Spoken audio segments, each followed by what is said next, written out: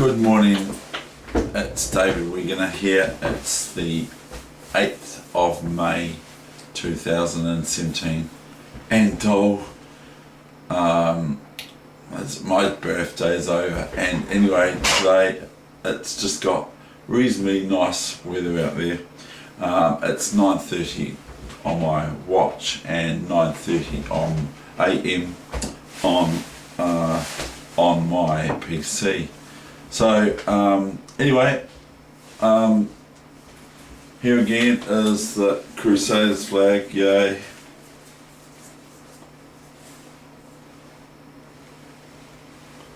Go Crusaders and go Crusaders. Yeah, that's my province. So I'm not a big rugby fan, but you know, like I've said, the Crusaders I met, and also I really like, I've told them this, I've told the Crusaders from Canterbury this, I also like Jeff Wilson. I think it's Jeff Wilson. I think he's an extraordinary All Black, and he was also able to play as Black Caps for New Zealand cricket, and he's a runner, or he was a runner, and all that sort of stuff. So anyway, I'm just looking for a photo.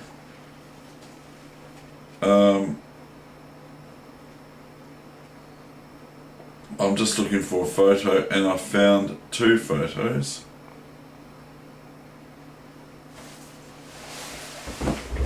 On my book, and then we'll get on to the chess game. Right, okay, can I see that clearly? This is a Kiwi cowboy, Mark Williams, and his dog herd cows from a 3-wheel drive near Fox Glacier. Fox Glacier is in the South Island, by the way. Fox Glacier. And this picture here is 3 shearers, 1 Rousey and a dog. Linvale Farm near Te Anau, which is also the South Island. Okay? And this one,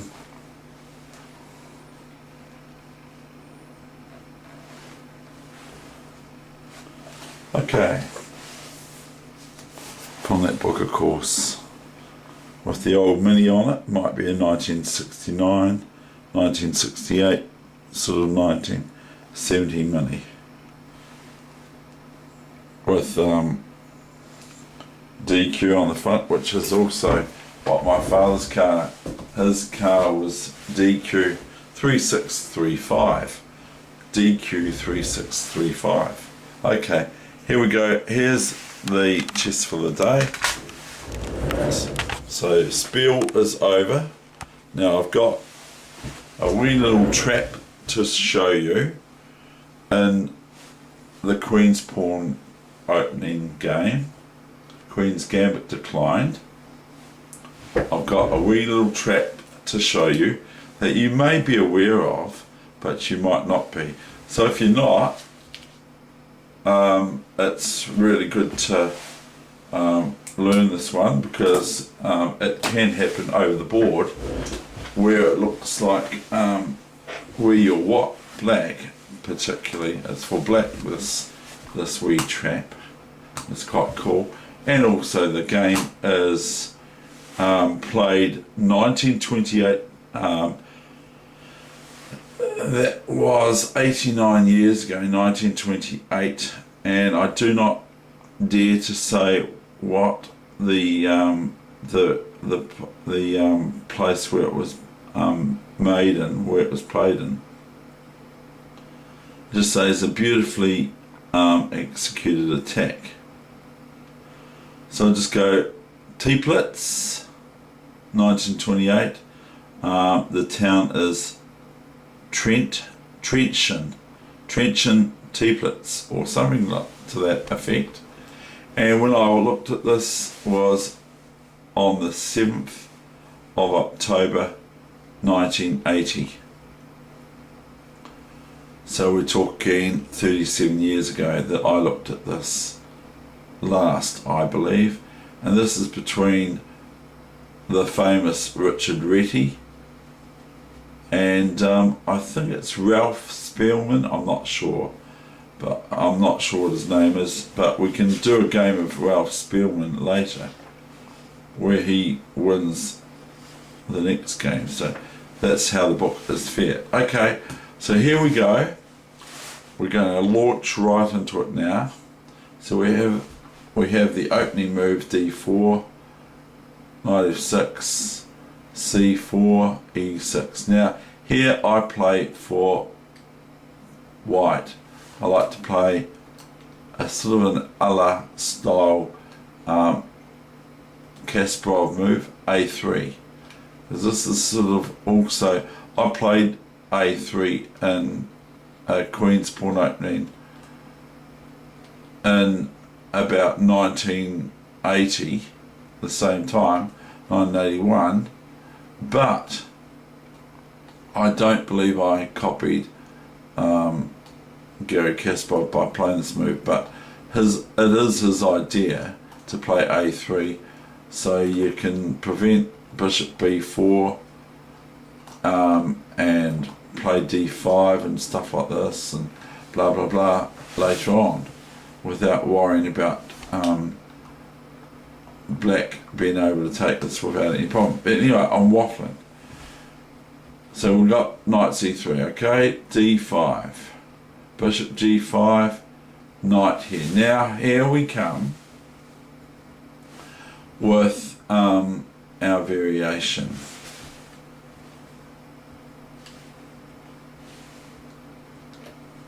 Oops, wrong one.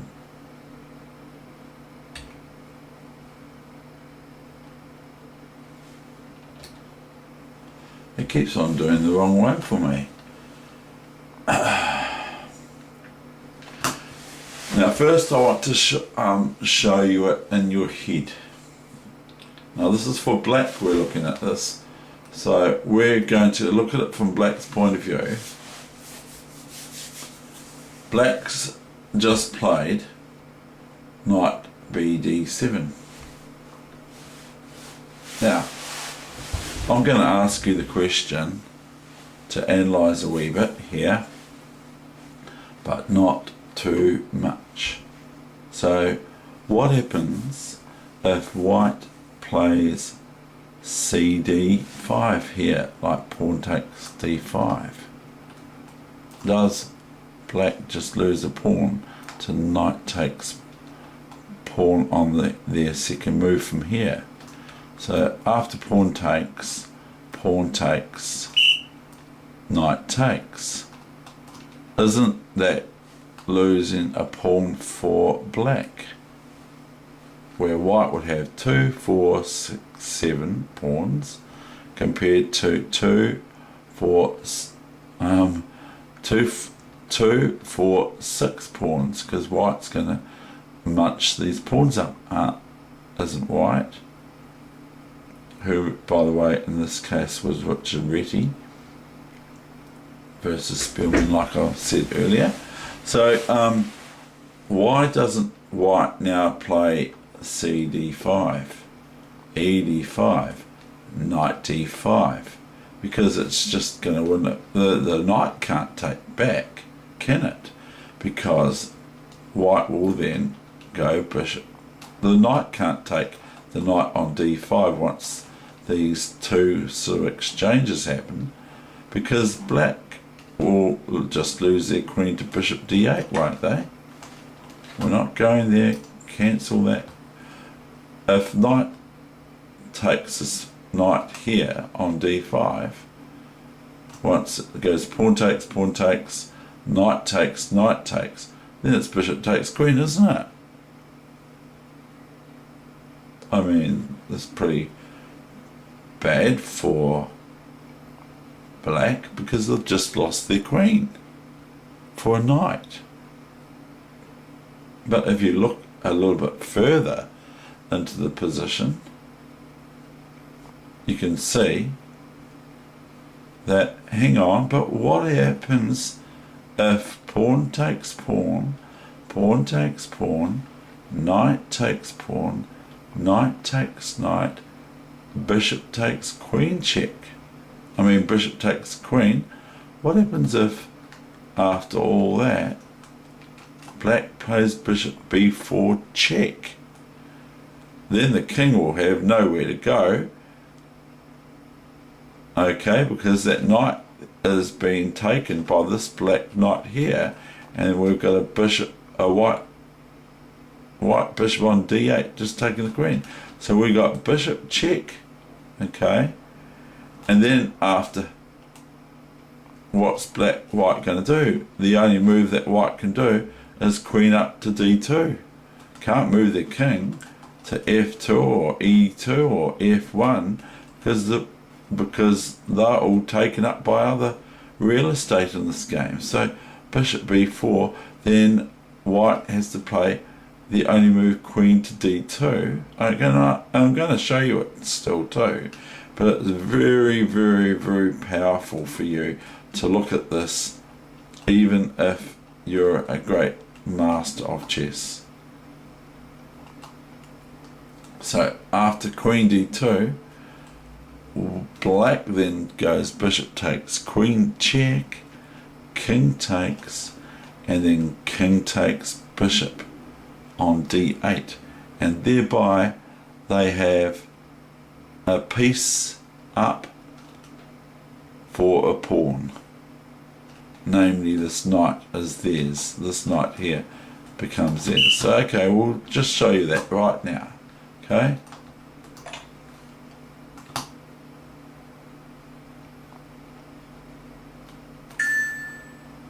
what's going on here?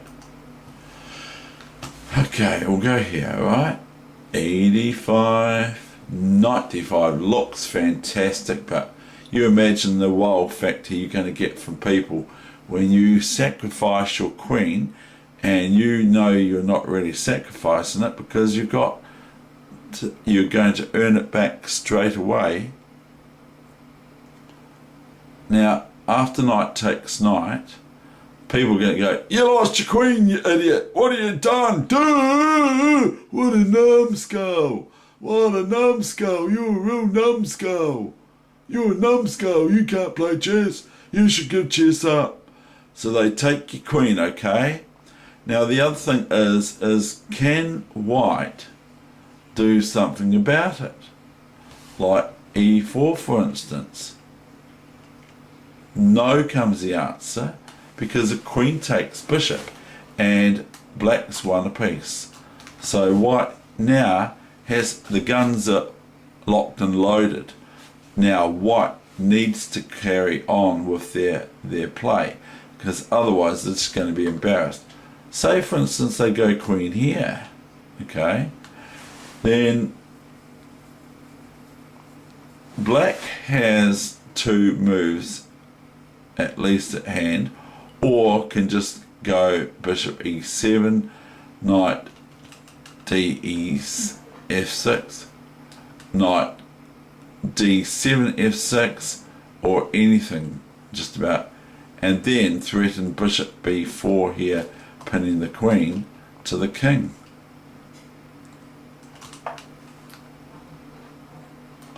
Because we can just go here now, and then the threat is this. Even if this pawn goes here, we can just go here, and we win reasonably major material.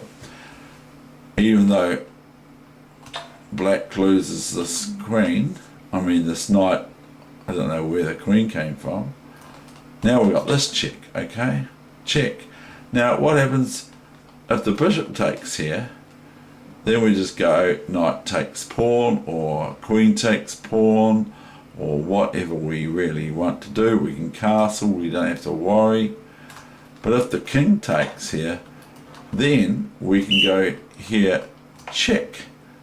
There you see. Now the thing I said before is that the knight can't take the knight back when the knight takes here. I'll just go back, and this is knight check, and even if the king goes here, then we can just be a bit nasty. We can go queen takes here, or we can just go knight takes bishop. Okay, and then funnily enough, this knight can be lost. Can it? No, probably not, because we'll go bishop check here, and then wherever the king goes, it might be able to win the knight, but then we just, sometimes in chess, you've just got to let your opponent have it back. We could go here, queen takes here, but it's getting a wee bit dodgy, Dave. He's starting to play really, really badly here. I'd castle here, or some other move like knight takes here instead,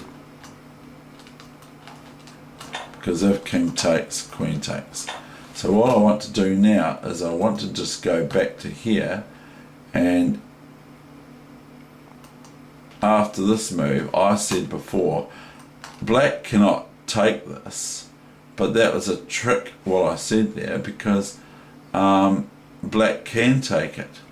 If it was the king sitting here on the other hand, black cannot take this, so black would have lost a pawn. If the king was here and the queen was on the king square and the king was on the queen square and counting all their money, then the king would, because the king, if the king was on d8 on queen 1 and the queen was on the square, then white would win a pawn, because knight takes knight is impossible in chess because it's check to the king.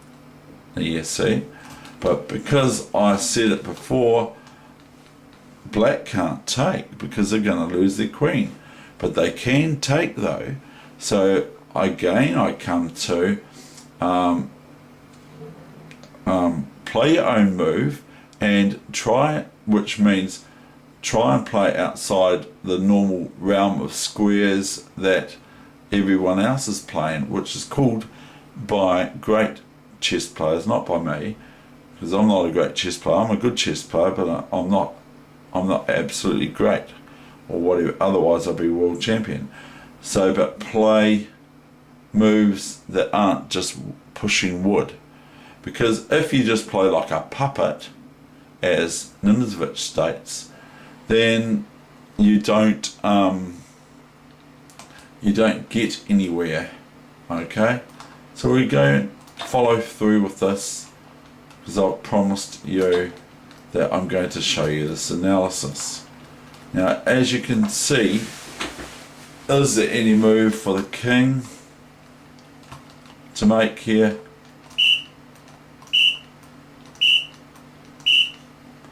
Can we take this bishop? Can we do this and attack the bishop and take it? No. Can we move a pawn here?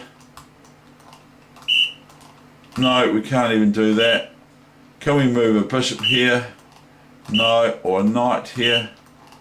No. A knight here? A knight here? Or a bishop here? No, we can't. The only move here is queen d2, bishop takes, king takes, and then the final part of the Weed combination is king d8, and now black is left with a whole piece up to their merit. So there, the whole thing has been worth it, the exercise, even though white can play moves like e4 and f3. He has got a pawn for his piece,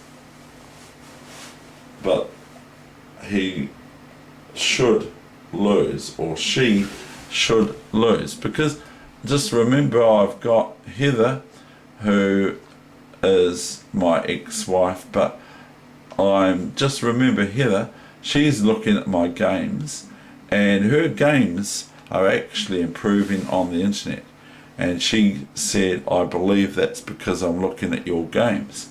She's not looking at my games, she's looking at Richard Retty's games and Emmanuel Alaska's games and Blackburn's games and those sorts of things when she looks at them on the net. So anyway, we're going to go further now into the game, and so we can flip the board now. So as you could appreciate, white's got one extra pawn than black. Black's got 6, white's got 7. Okay, but black has an extra piece which is worth about 3 points, the bishop, 3.1 points or something to that effect. So black has the advantage. So now we'll go back to the main game and we'll flip the board because we're playing it from white's point of view. E3 is what he played because he knows about this wee trap that I've just shown you. Now you imagine how you could, if you play that against someone, they're going to think that you've lost your marbles, you've gone crazy, you can't do that because I'm going to take your queen. You might get all sorts of arguments because they might be telling you off for being so silly, losing your queen. You can't you realise, I'm going to attack your queen. If you move your knight, you can't take it, but you can, because it's not an absolute pin, this bishop here. It's only, it's a pin, but it's not absolute, as it would be if it was the king there. Okay, so now we're continuing with this game. So you can have a lot of fun with them at their expense, unless you're white and you fall for this trap. So don't fall for this trap. Don't think, oh, I can get a pawn, yay, bang bang bang before e3, because here you're actually threatening it. So if black plays a silly move, we'll just say black plays a silly move, then we can take this, and now this, then this.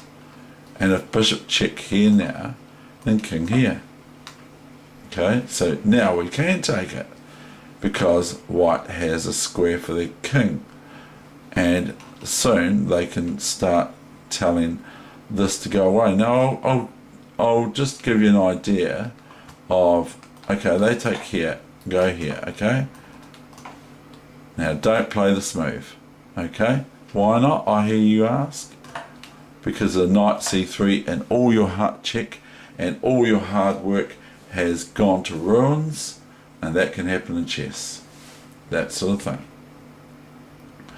So don't get carried away, just be careful, you know, don't try to be spectacular. So same thing can happen like this. Let's say there's no real move here I want to play for white, for black, but here it can happen too. Knight check, see, knight c3, so you've got to be so careful at chess. Oopsie, there's my car again, whoop-de-doo. Do like your mixed fives. a3, this is what he played now. He played a3, what a great move. Bishop e7, knight f3, castles, fair enough, good. Black knows about development, don't they? About moving one piece only in the opening and castling or so, and getting their pieces off the back rank and the king away, tucked away safely under a nice safe, nice woolly blanket or whatever you want to call it. Queen c2. Now it's starting to play up on me now. a6, oh go away, stop doing that. a6, rook d1, rook e8, bishop d3, h6, bishop h4, dc4, bishop c4, and now knight d5. Now notice that this bishop is attacking this bishop of white's twice, with the bishop and the queen behind the bishop.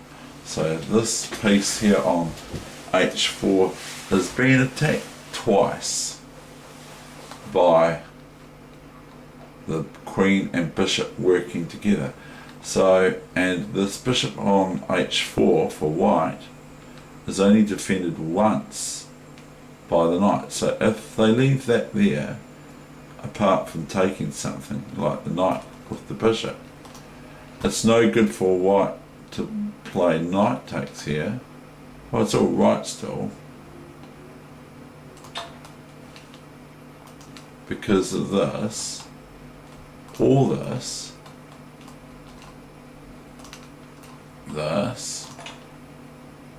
and now if the bishop moves, okay, then the bishop takes the bishop, wins the piece for black, because of if knight h4, queen h4, and count the pieces, 1, 2, 1, and then the rooks are on too, and there's 7 pawns on this side, 7 on that side, so there's nothing that would be a silly thing for white to do. And I was a wee bit surprised, I must say, I was a wee bit surprised to see white's next move, bishop g3, because I thought, well, you know, this is the weak bishop for white, but it's outside of these pawns, it's outside of this encampment. If it was sitting here and you can swap this bishop off, then it's alright. But anyway, he came back here and he's got a bearing on this square here, you see, e5, okay, and that's not a plane you might hear in the background. You probably can hear it. That's my washing machine. Now I've got a front loader, and I tell you what, I will never look to get a top loader again. Front loaders are just awesome. So we just had bishop g3 played. What's happening here?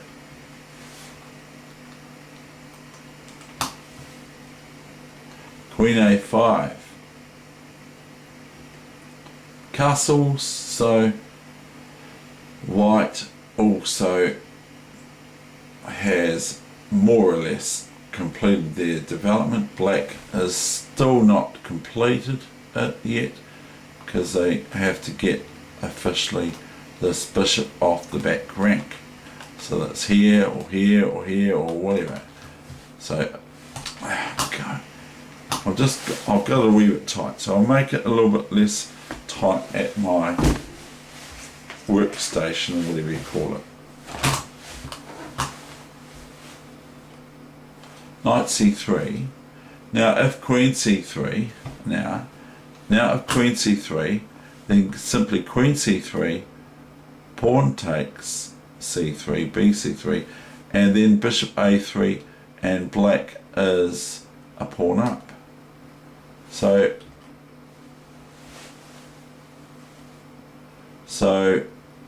Reti went bc3. Now I hear you say, can black win this bishop pawn, this rook pawn? Now they can take it two ways, can't they? They can take it this way. Okay, first of all, they're taking a pawn when they haven't yet developed. Secondly, if they take with this, maybe white had in mind just simply rook here, and then what's black going to do now to defend their pawn, their bishop? What are they going to do? They can go here, but then white just goes here, okay, and then can play here, And now we can start to gang up on this bishop here that's looking a bit loopy, because if the bishop moves, the rook takes the queen. So that's probably, now even if white's met with knight c3, he ignores it. He just goes rook a3, or she ignores it and goes rook a3, and this piece is just like Pac-Man. It's just going to go, ah. Now be careful in lightning chess not to be fooled by them playing this move, okay, where you think, oh, they're going to move their queen away, and then you go take their knight on c3, which is left, and then they get to win they get to win material for black. So because that happens in lightning chess quite often, they go, you're ready to play queen c3 because you know they've got to move their queen, but sometimes they play a move that you don't expect, and so you're already primed to go queen c3 here, taking the knight that's now invisibly off that square because it's moved. So you got to be careful in lightning chess for people setting sort of nasty little wee traps like that for you to lose a one position, because in this position here white has a winning position. The only way for, I'm just trying to, yeah, after knight c3 I thought that black can go knight here, and if they were able to, let's say we just do the nonsense variation, then black would have this to defend their bishop on a3, and then be able to play queen a5 to b4 and offer a swap off. Now what say you if bishop takes knight, and then we're renewing the thread, aren't we, on the queen, on the bishop? But black would have rook I'm in one of those moods again, a-b5, wouldn't they? a-b5, and thereby they're defending the bishop on a3 with their queen and their rook twice, and it's been attacked twice. Now white can actually play this move. It's not the best move ever played in the world, but it's not a bad move. But now black has this move, and it's starting to get bolted up, isn't it, I hear you say? No, because then we've got this. I'm just analysing now, and now what's black going to do? This? No, because of rook a5. Okay, rook takes queen, I mean. See the red line? So they take here, and then you can go here, here, and here. Now I'm going to finish the game now. So we're up to bc3. Now the other one is this. And this one, just off the cuff, without looking at it drastically yet, is one move that I would have spring to mind, and this is threatening this. So white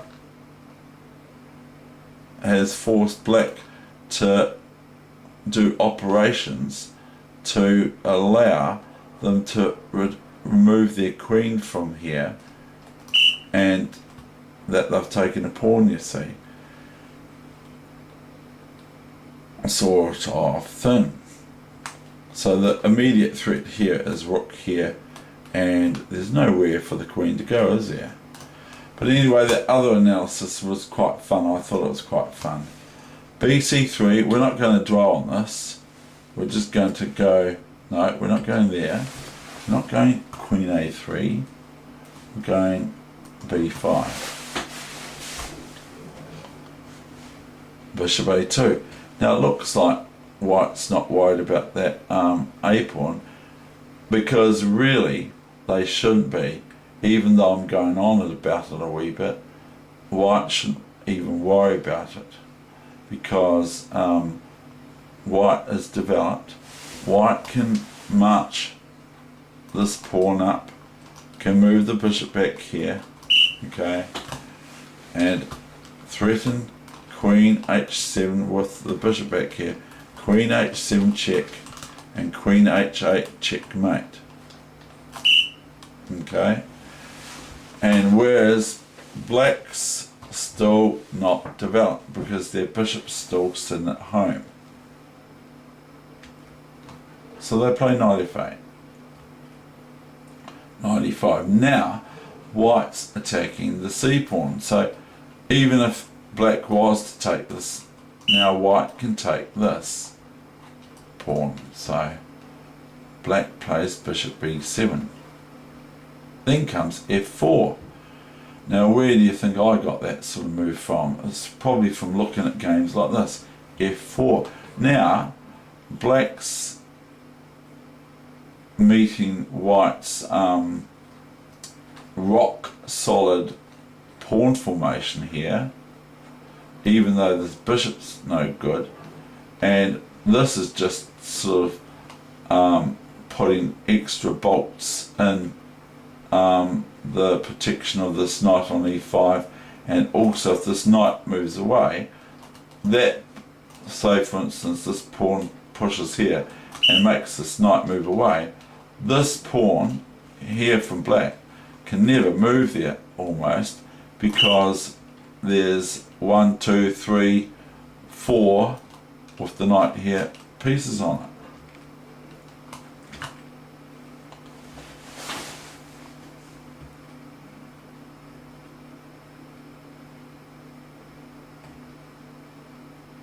Now we've got a retreat. Chomp, chomp, chomp.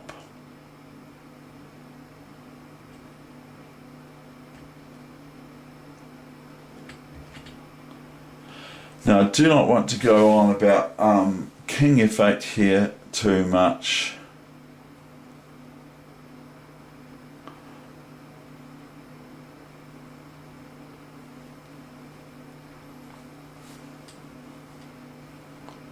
We'll just do king f8 real quickly.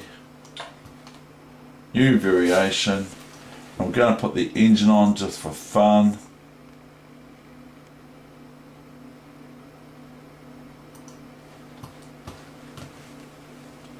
And the first move it comes up with is rook f1, king e7. It doesn't like king g8. Queen g6, threatening amongst other things rook f7 checkmate, and queen e6 checkmate, and queen g7 checkmate. So it's pretty powerful stuff. Back to the game. We'll turn the engine off, back to the game, and I do have to finish this for your sakes mainly. What one does it say? Rook f8, bishop e6. Now I would probably play queen here, which threatens queen g7 and queen h6, but black would play rook f6 in this case. So if I go here, as if I was to look at this move, I believe that this is the move for black to play, because this is a threat, queen h6 checkmate and queen g7, so black has to be very careful. So this is just a threat, you see, unless the queen moves here, and if the queen moves here, it's bishop g7 mate. Okay, so we're going back to the the position at hand is bishop comes back to a2, queen g5, bishop b1.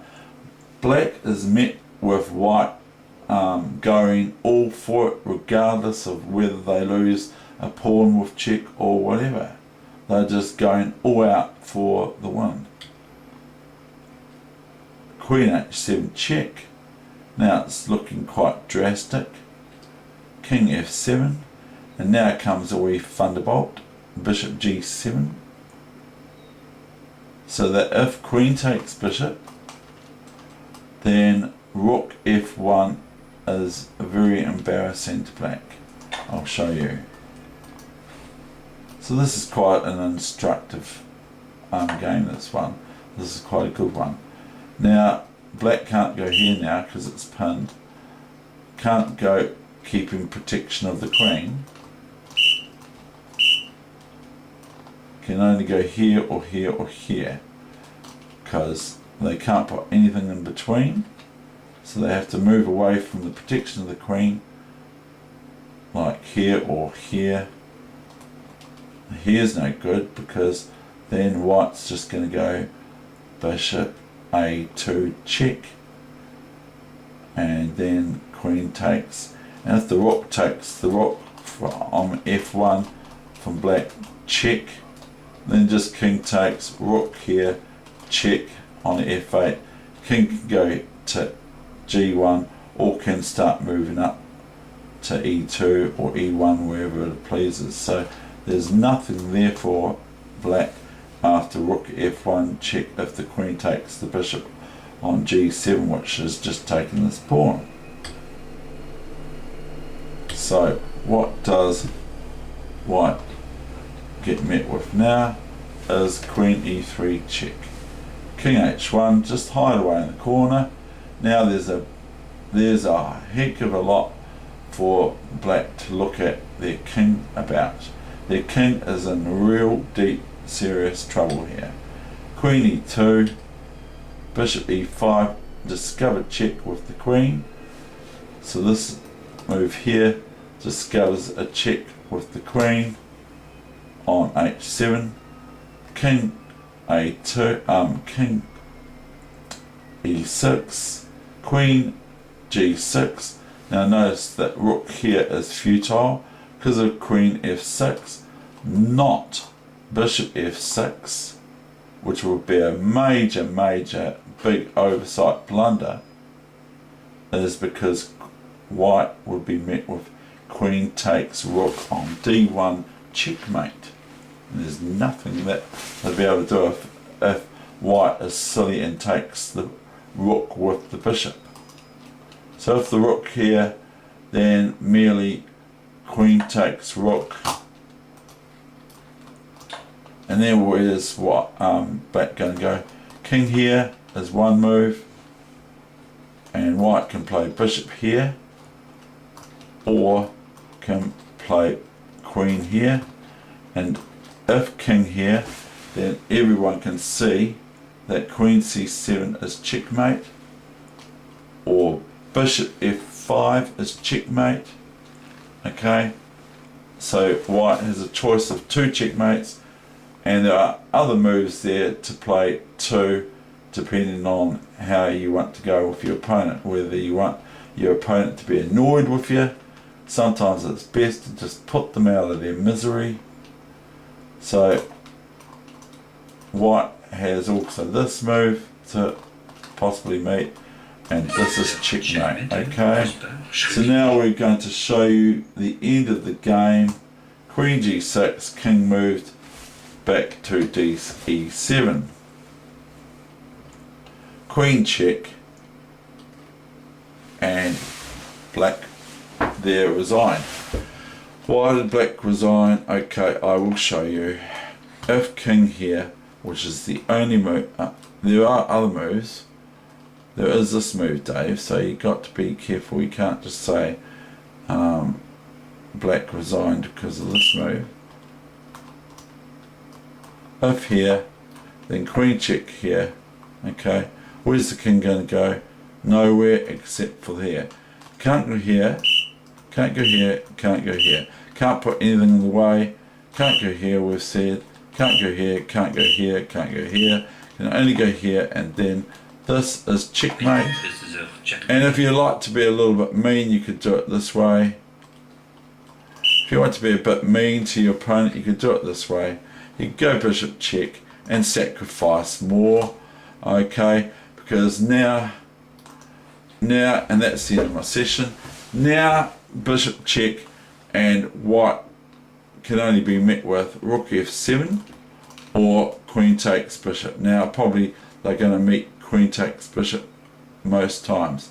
Now black would be winning if white mucks around too much, so they better take the checkmate. And that's the end of the session. I hope you enjoyed it. I certainly did. I think that's an awesome game. It's got lots of wee little things, and I'm going to put up in the title that there is an opening trap for you to learn if you want to, and it's armour for any games that you might have with your friends, sister, daughter, brother, father, mother, grandfather, grandkid, grandchild, and all that. You get the point. Or best mate or worst mate or whatever. I don't know. Who cares? But this is a nice wee little line for you to learn that trap at least, and add that to your arsenal for games of chess. Okay, thank you. David Weegenaar, over and out.